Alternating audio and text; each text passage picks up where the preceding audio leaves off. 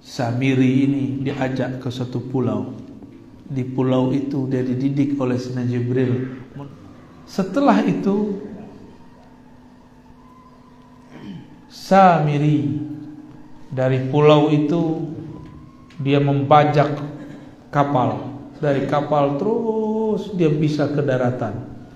Di daratan dia bergabung dengan umat Nabi Musa. Menjadi pengikut Nabi Musa. Sama-sama Musa, tapi beda binnya.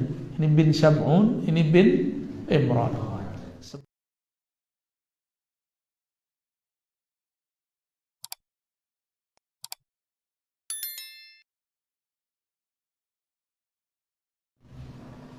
Jamaah subuh yang diberkahi Allah. Ini hari Jumat ya? Libur ya? Meliburkan diri? Alhamdulillah. Nabi SAW mengatakan, setiap nabi sebelumku anzara, mengingatkan mengenai khurujid dajjal, akan munculnya ad-dajjal. Siapa yang disebut dajjal? Dajjal ini bahasa Arab mubalaghah, menunjukkan banyak. Apanya yang banyak? Dajjulunnya. Dajjulun bukan daglunnya. Dajjulun artinya kizbun, bohongnya. Dajjal maha pembohong, maha konspirator, yang jago buat konspirasi. Itu Dajjal. Dajjal ini ternyata dulu adalah seorang Samiri. Samiri punya nama kecil Musa. Apa nama kecilnya? Musa ini punya ayah namanya Sam'un. Sam'un ini punya istri, belum hamil-hamil. Udah datang ke tabib, ke wali segala macam, belum juga hamil. Terakhir dia datang ke seorang yang dianggap tabib, tapi ternyata adalah iblis yang menyamar. Hati-hati, kadang-kadang ada iblis menyamar atau minjem dukun. Ketika menyamar, Syam'un dan istrinya mengatakan, wahai tuan tabib, mohon bimbing kami, ajarkan kami, obati kami. Istriku mandul, aku pengen punya anak. Kata iblis yang nyaman jadi dukun, baik, kamu dijamin punya anak, tapi syaratnya satu, lakukan hubungan suami istri di kuil berhala setan. Akhirnya mereka yang penting punya anak, mau gimana aja terserah. Maka datanglah dua orang ini, sepasang ini ke kuil yang banyak berhalanya. Mereka lakukan hubungan di situ. Tidak ada doa, langsung tancap gas. Ternyata setiap hubungan tanpa doa, langsung iblis ikut serta menikmati. Yang capek kita. Terjadilah kemudian hubungan spesial.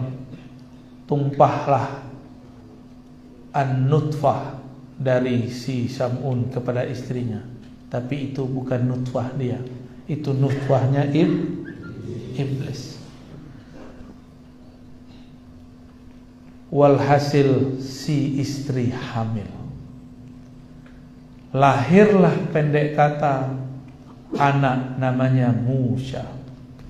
Musa itu nama belakangan, tadinya gak ada namanya. Tiba-tiba kampung Samara banjir. Ayahnya tidak tahu hanyut kemana.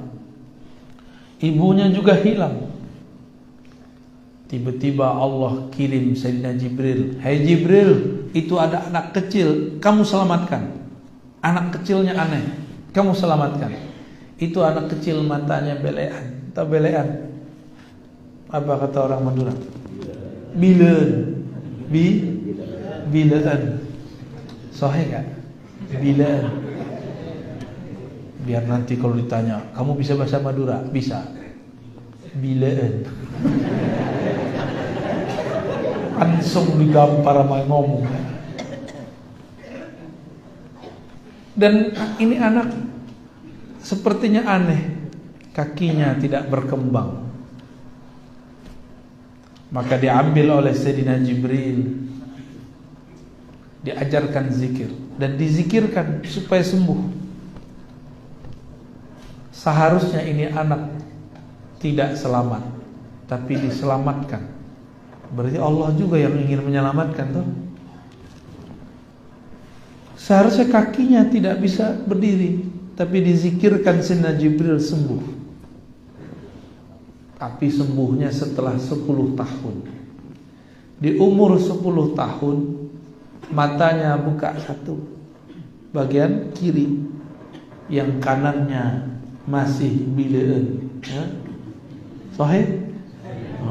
Sahih, jadi orang Madura ya.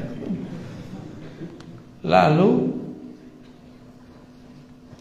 diajarkan Al-Ismul A'zam, nama-nama Allah yang agung. Ternyata si Samiri ini diajak ke suatu pulau. Di pulau itu dia dididik oleh Sayyidina Jibril menundukkan binatang-binatang, mengendalikan pohon-pohon, dan menguasai gerak air dan udara. Mirip Avatar ya? Mirip, tapi bukan Avatar. Dia nggak bisa juga. Akhirnya diajarkan lagi zikir. Ketemu ular, ularnya yang dia patok, bukan ular yang matok dia. Ketemu apa aja, semuanya habis, cukup dia zikirkan, hancur. Dan dia bisa berbicara dengan binatang. Itu ilmu Sayyidina Jibril alaihissalam. Lalu Sayyidina Jibril dipanggil Allah, Mas Bril, balik. Baliklah Sayyidina Jibril. Ditinggallah Dajjal, yang nama kecilnya siapa? Musa bin Sam'un As-Samiri, karena dia dari kampung Samara. Bukan Samara bahasa Indonesia. Samara siapa? Sakinah, mawaddah wa rahmah. Itu mah asik. Banjir cinta. Kalau ini banjir air.